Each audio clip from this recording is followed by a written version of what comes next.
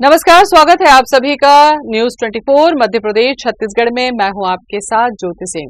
छत्तीसगढ़ से जुड़े बड़े मुद्दों को लेकर हर बार की तरह आज भी हमने कोशिश की है कि ये आप तक पहुंचे ताकि इससे जुड़ी तमाम जानकारी आपको हो सके।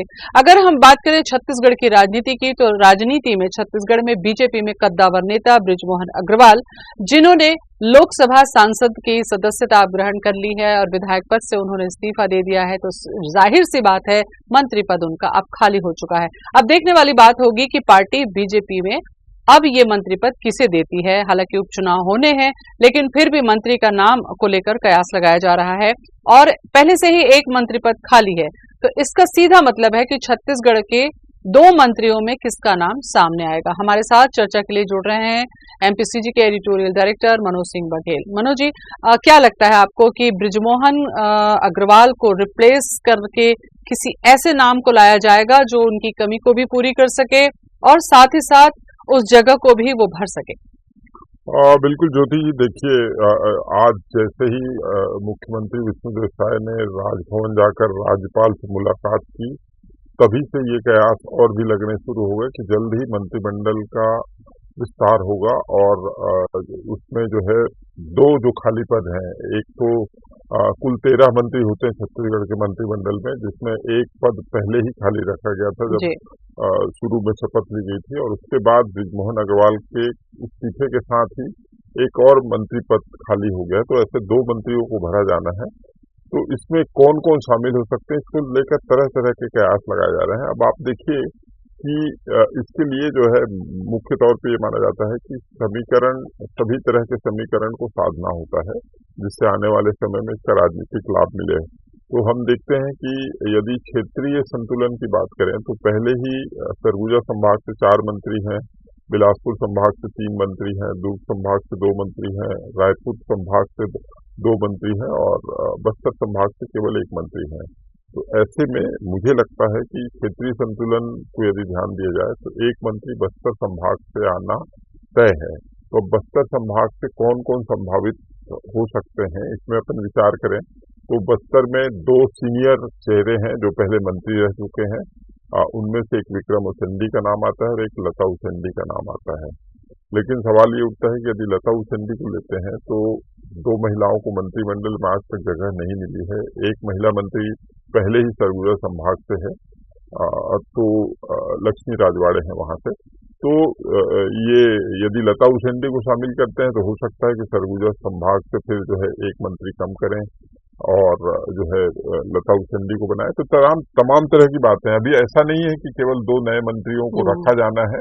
हो सकता है, ये भी कहा गया था पहले जब इनको शपथ दिलाया गया था, तो परफॉर्मेंस के आधार पर लोकसभा इलेक्शन के बाद ये भी किया जा सकता है कि कुछ मंत्रियों को हटाकर नए चेहरों को भी लिया जा सकता है। मतलब मंत्रिमंडल में ही फेरबदल की संभावना से इनकार नहीं किया जा सकता है। तो फेरबदल भी हो सकता है। और जिस तरह की चर्चाएं हो रही है राजनीतिक गलियारों में, उसमें ये भी कहा जा रहा है कि एक मंत्री को ड्रॉप करके और 3 नए चेहरे लिए जा सकते हैं।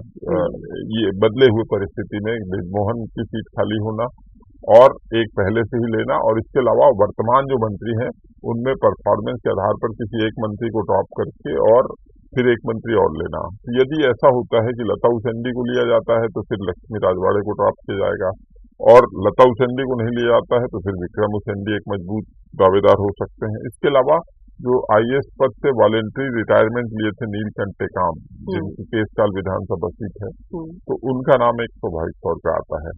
अब एक तो ये हो गया बस्तर संभाग की बात। दूसरा हम देखें रायपुर संभाग से, क्योंकि बृजमोहन अग्रवाल का इस्तीफा हुआ है और रायपुर संभाग से बृजमोहन के बाद अब केवल एक मंत्री रह जाते हैं, टंकराम वर्मा। तो ऐसी स्थिति में रायपुर संभाग को प्रतिनिधित्व दिया जाना जरूरी है कि एक मंत्री और बनाए जाएंगे।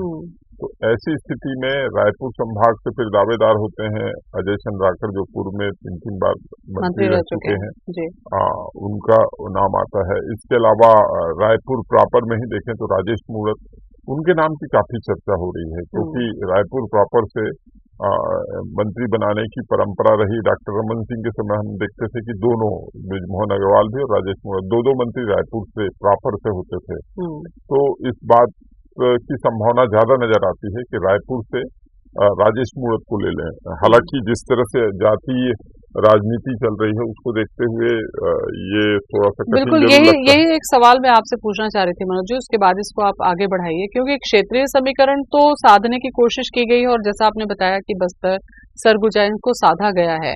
अगर राजधानी रायपुर की बात करें, आपको लग रहा है कि इसमें दो कद्दावर नेता हैं। क्या ऐसा भी हो सकता है कि बीजेपी को, जो आपने देखा होगा कि उनका ट्रेंड रहा है, अचानक से कुछ एक नया सामने लेकर आने की परंपरा हमने देखी है, चाहे पिछले चुनाव में आप लोकसभा उम्मीदवारों की बात कर लें या अभी भी आप मंत्रियों के नाम देख लें। क्या आपको लगता है कि हमने जिससे सोचा नहीं है, क्या उनको भी मौका मिल सकता है, कुछ ऐसा हो सकता है? बिल्कुल बिल्कुल बिल्कुल सही कहा आपने। हमने देखा था कि जिस तरह से इस बार सत्ता पलट हुई, भूपेश बघेल की सरकार गई, उसके बाद हम जब शुरू में चर्चा करते थे कि कौन कौन मंत्री बन सकते हैं, तो स्वाभाविक तौर पे जो पुराने चेहरे हैं उन सबका नाम हम लेते थे कि राजेश मूणत भी बनेंगे, बृजमोहन भी बनेंगे, धर्मलाल कौशिक भी बनेंगे, अमर अग्रवाल भी बनेंगे, अजय चंद्राकर भी बनेंगे। इस तरह से हम जो तमाम पुराने लोगों को काट नहीं पा रहे थे और ये कह रहे थे कि इन्हीं में से मंत्री बनाए जाएंगे, लेकिन जी। हमने देखा कि सिरे से जितने पुराने चेहरे थे हाँ, सबको उनको काट दिए गए, जी। है ना। कुछ एक नाम ही जो है पुराने चेहरों में लिया गया, जैसे केदार कश्यप को शामिल किया गया, बृजमोहन अग्रवाल को शामिल किया गया, तो ऐसे दयाल दास बघेल, ऐसे दो तीन चेहरे थे जिनको शामिल किया गया। बाकी पहली बार के विधायक को डिप्टी सीएम, दोनों जो डिप्टी सीएम हैं वो पहली बार के विधायक हैं। खासतौर पे विजय शर्मा को तो एकदम एकदम बिल्कुल फ्रेशर नया ही ही, मानेंगे। हाँ, हाँ, बिल्कुल नया क्योंकि अरुण समझिए साहब आप। एक बार सांसद रह चुके थे जी। और संसद में उन्होंने प्रतिनिधित्व किया था बिलासपुर लोकसभा का।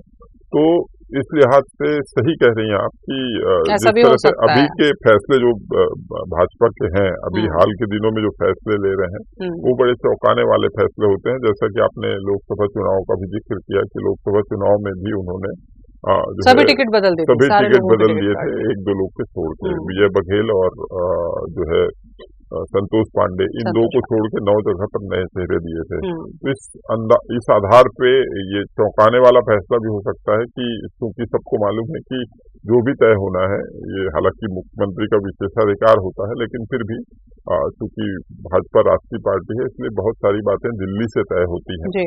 तो दिल्ली से अभी ये तय होना है कि नए चेहरे कौन होंगे। जी। मनोज जी, ऐसा भी होता है कई बार, हमने देखा है कि जो मुख्यमंत्री की पसंद होती है, यानी कि मुख्यमंत्री के खेमे का मैं जरूर जिक्र करूंगी कि उनके पसंदीदा या उनके खेमे से जो लोग होते हैं, जो नेता होते हैं, उनको भी कई बार प्रमोट कर दिया जाता है मंत्री के लिए, मंत्री पद के लिए।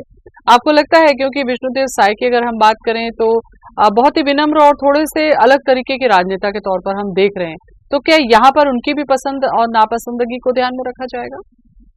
बिल्कुल, सिद्धांततः तो रखना चाहिए, क्योंकि ये माना जाता है कि मुख्यमंत्री जो है वो सबसे पावरफुल होता है, क्योंकि उन्हें मुख्यमंत्री चुना गया है, तो उनके मंत्रिमंडल में समन्वय बहुत जरूरी है। और समन्वय तभी बनता है जब उनके पसंद का जो है के सदस्य जो है वो उनके मंत्रिमंडल में शामिल हों। जी।